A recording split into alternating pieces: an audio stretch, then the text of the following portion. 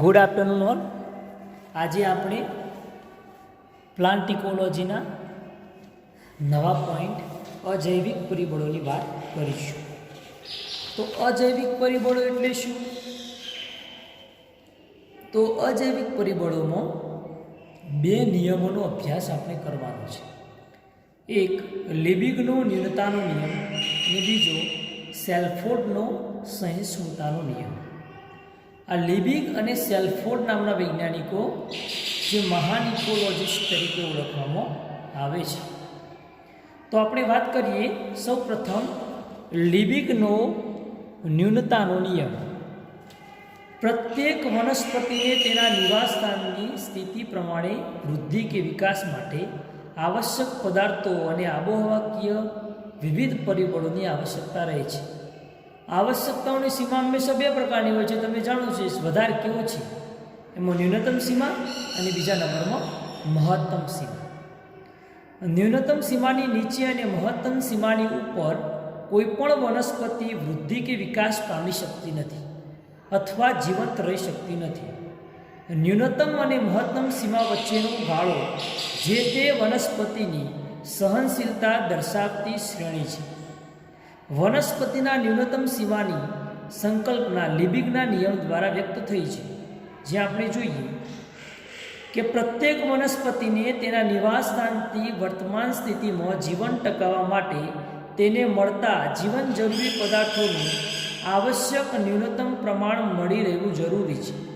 આ ન્યૂનતમ પ્રમાણ જો સીમિત થઈ જાય તો ઓછા પ્રમાણમાં મળતા જીવન જરૂરી પદાર્થથી વનસ્પતિ તેનું જીવન ટકાવી શકશે નહીં. વનસ્પતિની આવી ન્યૂનતમ આવશ્યકતાનો વિચાર લિબિગને 1840માં સૌપ્રથમ આવ્યો. તેમણે વનસ્પતિની વૃદ્ધિ પર અસર કરતા વિવિધ પરિબળોનો ઘનિષ્ઠ અભ્યાસ કરતો જણાવ્યું કે કોઈ પણ પાકની ઉપર સીમિત હોવાનું કારણ પુષ્કળ જથ્થામાં પોષક તત્વો નહીં, પરંતુ ન્યૂનતમ માત્રામાં જરૂરી હોય તેવા પદાર્થોનું અલ્પ પ્રમાણ હોવું તેટલું જ જરૂરી છે. આ બાબત ઉપરથી તેમણે તારવ્યું કે વનસ્પતિની વૃદ્ધિનો આધાર તેને મળતા પોષક તત્વોના જથ્થા પર છે, જે તેને ન્યૂનતમ પ્રમાણમાં મળે છે.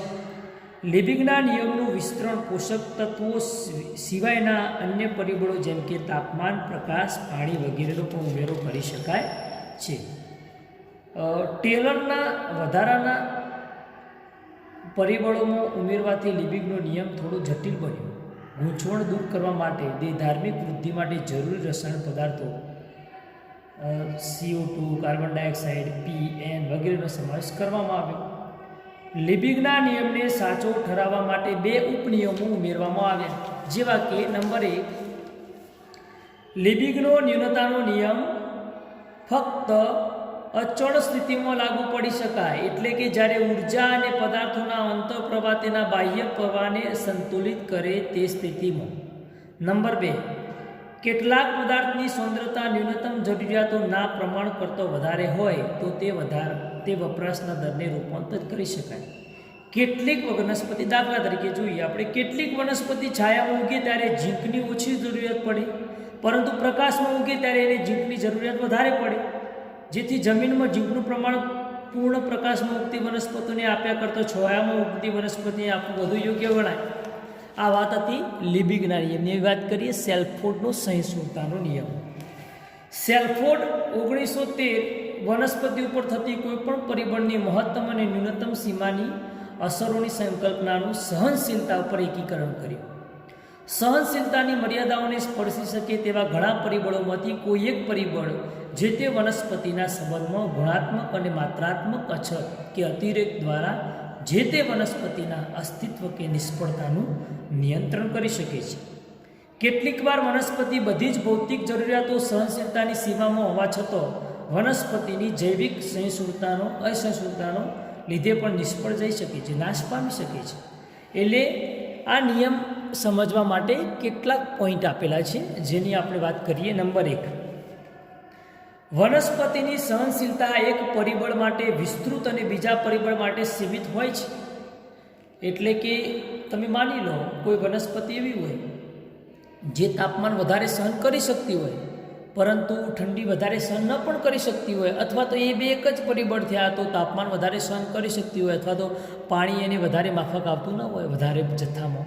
આ એટલા માટે એવું કહેવામાં આવ્યું કે સહનશીલતા એક પરિબળ માટે વિસ્તૃત અને બીજા પરિબળ માટે સીમિત હોઈ શકે છે. બધા જ પરિબળો પ્રત્યે સહનશીલતા ધરાવતી વનસ્પતિ પહોળા વિસ્તાર કે ઘણા પ્રદેશોમાં વિતરિત હોઈ શકે છે. જ્યારે વનસ્પતિની કોઈ એક સ્પીસીસ માટે એક પરિસ્થિતિક પરિબળની સ્થિતિ સંજોગ મહત્તમ ન હોય, ત્યારે અન્ય પરિસ્થિતિકીય પરિબળોની બાબતમાં સહનશીલતાની મર્યાદા ઘટી જશે. દાખલા તરીકે, જમીનમાં નાઇટ્રોજનનું પ્રમાણ ઓછું હોય ત્યારે ઘાસને ટકાવી રાખવું વધુ જળ સિંચનની જરૂર પડે. એટલે કે ઓછા નાઇટ્રોજનની સ્થિતિમાં ઘાસની જળ શુષ્કતા પ્રત્યેની પ્રતિરોધકતા પણ ઘટી જાય છે. કુદરતી વાતાવરણમાં 9 પોઈન્ટ જોઈએ. કુદરતી વાતાવરણમાં વનસ્પતિ કોઈ એક વિશિષ્ટ પરિબળના સંદર્ભમાં વાસ્તવિક મહત્તમ ક્ષમતાથી જીવી શકતી નથી. આ બાબતમાં કેટલાક પરિબળ કે પરિબળો વધુ મહત્વનો માર્ગ ઉકેલ્યા છે. આપણે જોઈએ આગળ. દાખલા તરીકે કોઈ એક, જેમ કે ઓર્કિડની સૂર્યપ્રકાશની સીધી ગરમીની સહનશીલતા ઓછી હોવાથી સામાન્ય રીતે જે છાયામાં ઉગે છે, પરંતુ ઉષ્ણકટિબંધમાં થતી વૃક્ષારોહિત ઓર્કિડ જે તેની આસપાસનું તાપમાન નિયંત્રણમાં ઠંડુ રાખવામાં આવે, તે પણ પૂર્ણ સૂર્યપ્રકાશમાં છાયા કરતાં પણ વધારે સારી વૃદ્ધિ પામી શકે છે. કોઈપણ વનસ્પતિ તેની દેહધાર્મિક ક્રિયાઓ માટે જરૂરી લાભથી વંચિત રાખે તો તેના નિવાસસ્થાનમાં અસ્તિત્વ ધરાવી શકતી નથી. તેના નિવાસસ્થાનમાં તે અસ્તિત્વ ધરાવી શકતી નથી. કોઈપણ વનસ્પતિનો પ્રજનન કાળ માટેનો સમયગાળો ચોક્કસ હોય છે. વનસ્પતિની વાનસ્પતિક અવસ્થાથી સહનશીલતા કરતો ભ્રૂણ નિર્માણ, બીજ નિર્માણ અને અંકુરણની સહનશીલતા વધારે સીમિત હોય છે. કોઈપણ વનસ્પતિની સહનશીલતા સાપેક્ષને વ્યક્ત કરવા માટે શ્રેણીબદ્ધ પરિભાષા જોવા મળે છે. એટલે કે દીર્ઘ અને લઘુ એમ બે ભાગમાં વિભાજિત કરી શકીએ છીએ. સહનશીલતા લઘુ તાપીય હોય, દીર્ઘ તાપીય હોય. કયા સંદર્ભમાં હોય? તાપ એટલે તાપમાન. લઘુ જલીય હોય, દીર્ઘ જલીય કોના સંદર્ભમાં હોય? પાણી. લઘુ લવણીય, દીર્ઘ લવણીય એટલે ક્ષાર, લવણતા. લઘુ આહારી, દીર્ઘ આહારી એટલે પોષણની દ્રષ્ટિએ, આહારની દ્રષ્ટિએ. લઘુ આવાસી, દીર્ઘ આવાસી એટલે આવાસને, નિવાસસ્થાનની અનુલક્ષીને જોવા મળે છે. આ વાત હતી આપણા બે નિયમોની.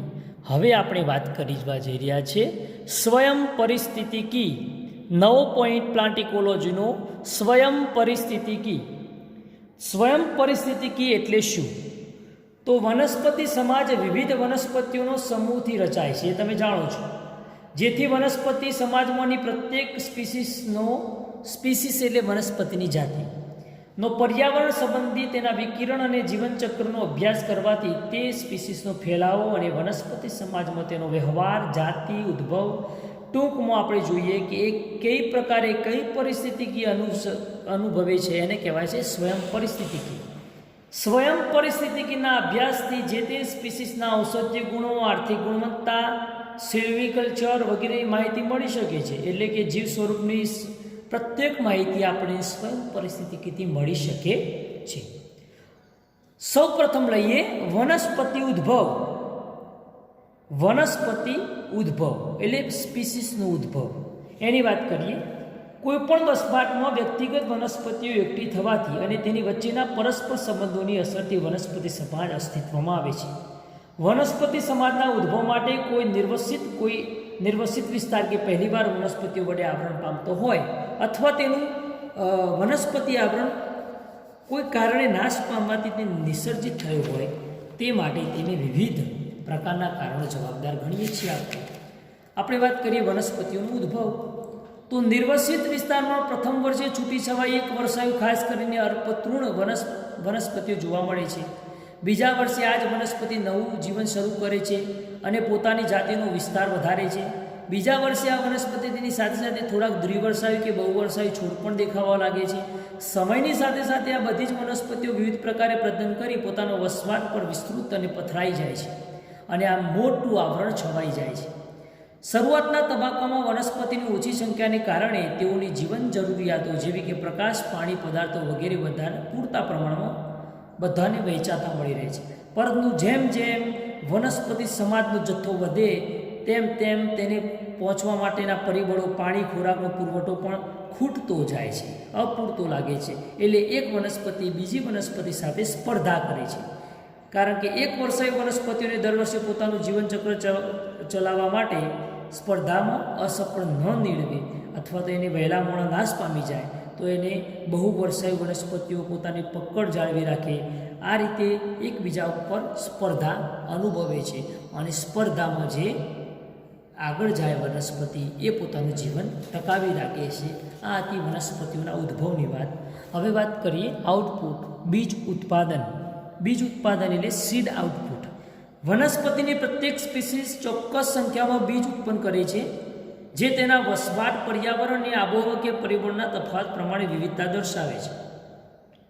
એટલે કે વનસ્પતિઓનું બીજ ઉત્પાદન કઈ રીતનું હોય છે અને કયા કયા પરિબળો આધારિત છે તેમાં આપણે સ્પષ્ટ રીતે જોઈ શકીએ છીએ કે એમાં તાપમાન, પ્રકાશ, આબોહવા, જૈવિક અસરો, રોગ, દેહધાર્મિક સ્થિતિ આ બધી પાક ઉપર અસર કરે. પછી પાકનું ઉત્પાદન થઈ જોઈએ કે બીજી કેટલા સીડની ઉત્પાદનતા આપણને જોવા મળી. અથવા તો ક્યારેક તમે જોયું હશે કે પાકનો બગાડ થાય, કોઈ પ્રાણીઓ દ્વારા બગાડ થાય, પક્ષીઓ દ્વારા બગાડ થાય, કોઈ અતિવૃષ્ટિ, અનાવૃષ્ટિ વગેરે દ્વારા જે પાકનો બગાડ થતો હોય પછી જે પાકની આપણે સરેરાશ બીજ ક્ષમતા મળે એને કહીએ આપણે બીજ ઉત્પાદન, જેમાં ઋતુ પણ મહત્ત્વની સ્થિતિ અસર કરે છે. ઘણી વખત આપણે જોઈએ છીએ કે પ્રાણીઓ વિવિધ પ્રકારે વનસ્પતિઓનો ખોરાક તરીકે પણ ઉપયોગ કરી લે છે. આપણે એક એક્ઝામ્પલ મૂકીએ. ઘણી વખત આપણે જોઈએ છીએ કે તમને જે મેં એક્ઝામ્પલ આપ્યા, દાખલા તરીકે આબોહવા, તાપમાન, પ્રાણીઓ, પક્ષીઓ, અતિવૃષ્ટિ, અનાવૃષ્ટિ, અંકુરણ પામવાની ક્ષમતા, આ બધાના ઉદ્ભવ બાદ જે બીજ આપણને મળે એને વનસ્પતિનું, પ્લાન્ટનું બીજનું ઉત્પાદન તરીકે ઓળખવામાં આવે છે. સૌરાષ્ટ્ર યુનિવર્સિટીમાં આનો સર્વે થયેલો છે. આગળ જઈએ બીજની જીવન ક્ષમતા. આપણે આગળ જઈએ એની વાત કરીશું. બીજ વિકિરણ વિશે વાત કરીશું. બીજ વિકિરણ વિશે વાત કરીશું. તો બીજનું વિકિરણ ઘણી રીતે જોવા મળે છે. આપણે જોયું હશે બીજનું વિકિરણ તમે જાણો છો તે કે પવન, પાણી, કીટકો દ્વારા બીજનું વિકિરણ જોવા મળે છે. બીજનું વિકિરણ પામવા માટે બીજ પોતાની રીતે જ અનુકૂલિત આવરણ રચે છે. ક્યારેક રેસામય, ક્યારેક કંટકમય, ક્યારેક ફુગ્ગા આકારની રચનાઓ પણ રચે છે. કેટલાક બીજ પવન દ્વારા પણ ઉડીને એક જગ્યા ઉપરથી બીજી જગ્યા ઉપર વિકિરણ પામે છે. જ્યારે કેટલાક જેન્થિયમ સ્ટોમારિયમ એટલે ગાડડિયું અથવા અંગારી જેવા પ્રાણીઓની ત્વચા ઉપર ચોંટીને એક જગ્યા ઉપરથી બીજી જગ્યા ઉપર જાય છે. જ્યારે તમે જોયું છે બાવળની શીંગો, જે બકરી, ઘેટા જેવા પ્રાણીઓ પોતાના પોષણ માટે લે છે અને તેનું જઠરમાં તેનું પાચન થાય છે. નકામાં બીજનું શું થાય છે એ તેના મળ વાટે બહાર નીકળે છે. પરિણામે તેનું એક જગ્યા પરથી બીજી જગ્યા પર વિકિરણ પણ જોવા મળે છે.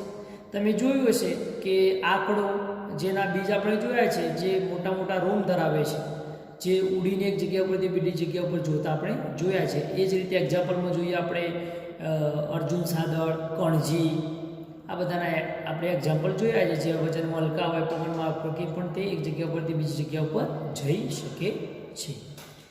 હવે વાત કરીએ આપણે બીજની જીવન ક્ષમતા, સીડ વેબિલિટી.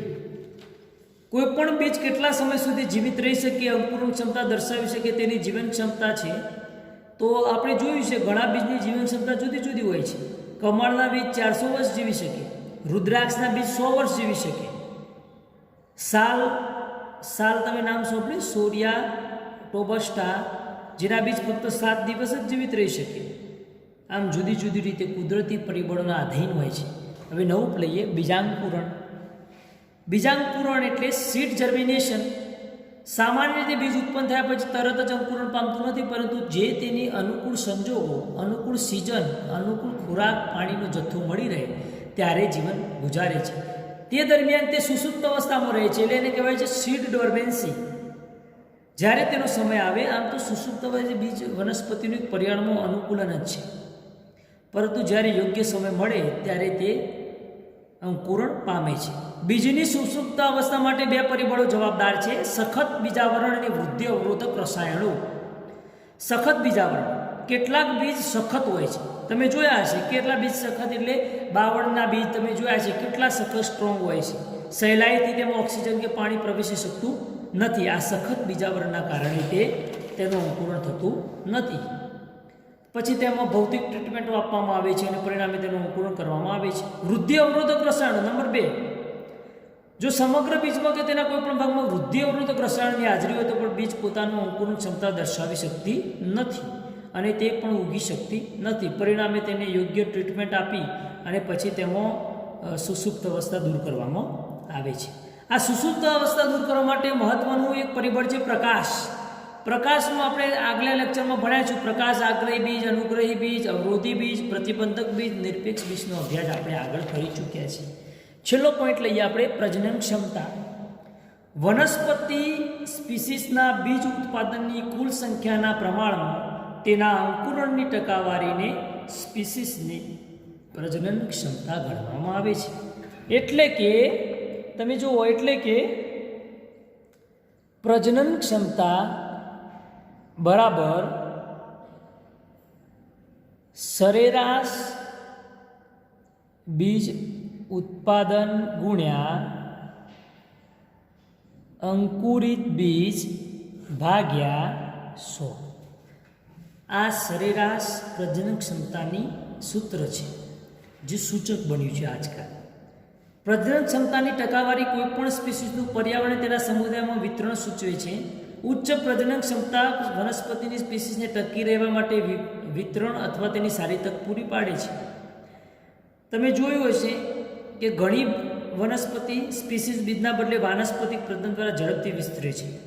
વાનસ્પતિક પ્રજનન દ્વારા ઘણી વનસ્પતિઓ સ્પીડલી વિકસે છે.